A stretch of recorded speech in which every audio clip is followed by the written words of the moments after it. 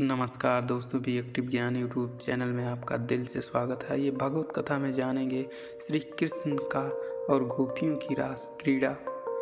श्री सुखदेव जी बोले, हे महाराज, जब श्री कृष्ण जी ने इस प्रकार से रस युक्त वचन सखियों से कहे, तब तो गोपियाँ क्रोध त्याग उठकर हरि से मिली और तरह तरह के उनके आनंद हुए।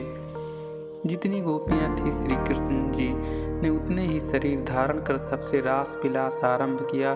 सबने कहा, मेरा प्यारा मेरे पास है। श्री कृष्ण जी ने रास लीला का अद्भुत आयोजन कर दिया। अपनी स्त्रियों को साथ ले देवता अपने विमानों में बैठ आकाश मंडल में आकर नगाड़े बजा श्री कृष्ण जी पर फूलों की वर्षा करने लगे।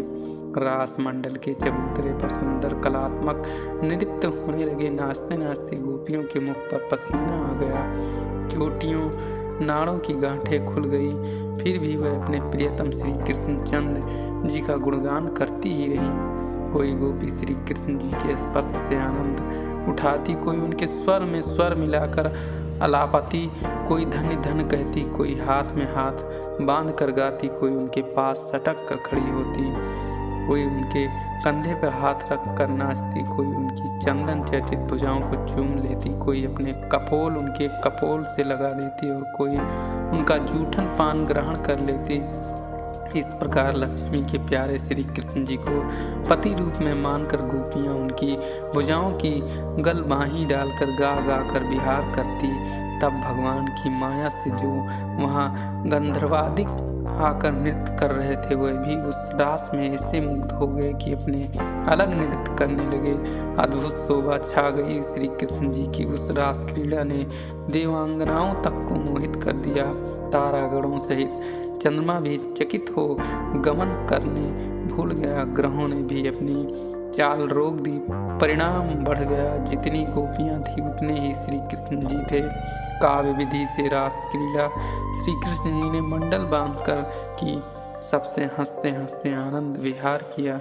इतनी कथा सुन राजा परीक्षित ने पूछा कि हे मुनि, श्री कृष्ण जी का अवतार तो धर्म स्थापन के लिए हुआ था, जगत के पूर्ण नियंता और ईश्वर थे, फिर उन धर्म मर्यादा के रक्षक ने ऐसा निंदित कार्य क्यों किया? श्री सुखदेव जी बोले, हे राजाओं में श्रेष्ठ परीक्षित, इसमें समर्थ का भेद है। बड़ों की रीत छोटों को अपने पर नहीं लगाना चाहिए, क्योंकि इससे अंत में पश्चाताप होता है। शिव जी के बिना समुद्र का विष कोई पान नहीं कर सकता था।